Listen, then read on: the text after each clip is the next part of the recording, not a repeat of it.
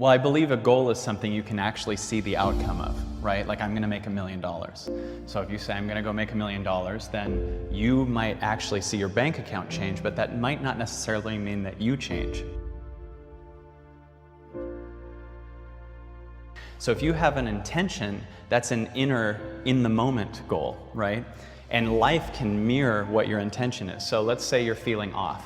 If your intention is, I'm here to grow, then feeling off might be okay, right? So if you say, my inner intention is to learn, my inner intention is to free myself, my inner intention is to whatever, that's what you are right now. It's a word that you can bring to you. It's something that's different. Many people don't realize they all have intentions, but they haven't created it themselves intentionally.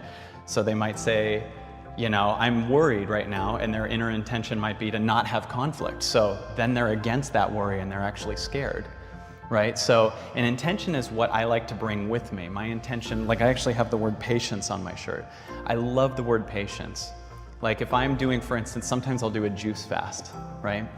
And I was 3 days into a juice fast and I actually stepped on the scale and gained weight. And if my intention was results, I'd be really pissed because I didn't get any.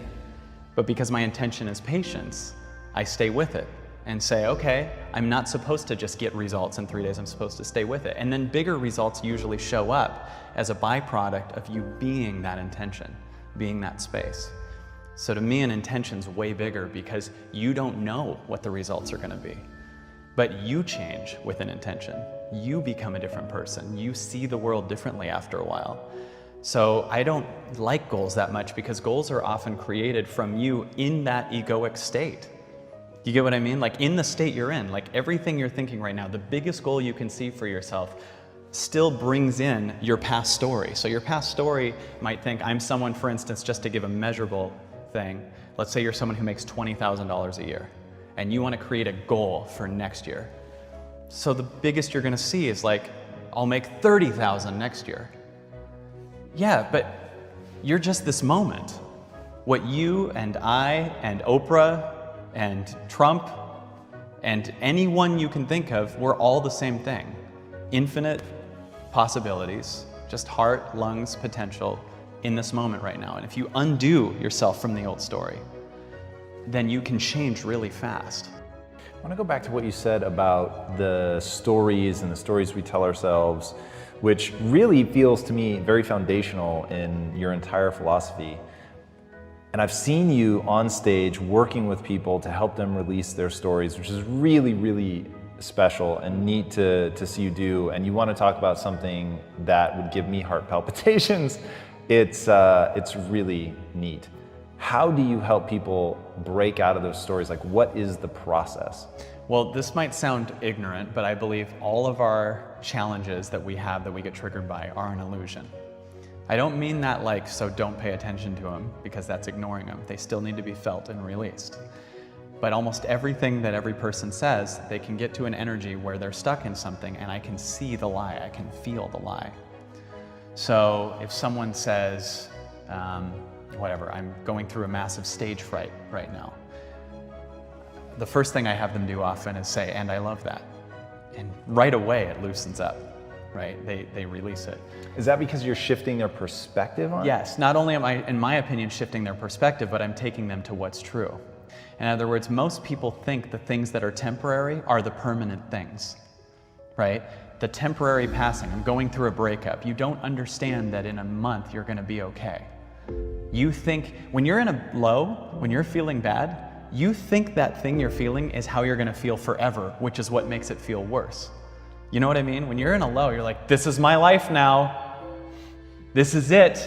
Or when you're in a high, you also get extra high because you think, this is my life now. I've fallen in love with this person. So we're together forever and I'm always going to feel like this. They're the one. Then a month later, you're like, is this my life forever? And then it goes back and forth and you don't get that all of your emotions are temporary. They're passing things. But there is this thing in this moment right now that I feel is permanent. This thing that you can feel, just this silence, this space. I've had so many things that have shown up and left that I once thought were my reality, that it feels like parts of me continue to die and I allow them to die, right? So most of our pain comes from believing, I believe, that we should keep holding on to these things that are really heavy in our lives. Even in physical examples, like just there's a lot of us that have an attic full of things, right? A lot of those things are things that your past thinks you should have, but they're not necessarily what your heart would want right now, right? Like this is something I inherited, or I should keep this and one day show my kids, right? So to give you an example for me, I had a top Comedy Central special in 2006, and I was cleaning a couple years ago, and I found this huge poster from that.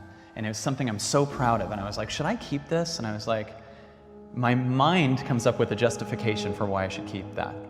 And I believe when your mind comes up with a justification, that means you don't want it. I don't justify to anybody why I do this for a living. I don't justify who my family is. I don't justify who my best friends are to anybody. But there are some of us that have situations like, well, I do not like that person, but they were nice to me that one day. I don't like, yeah, that job sucks, but I will get medical in 6 months, right? You're allowing yourself to lower yourself to your mind understanding why you're ignoring your body.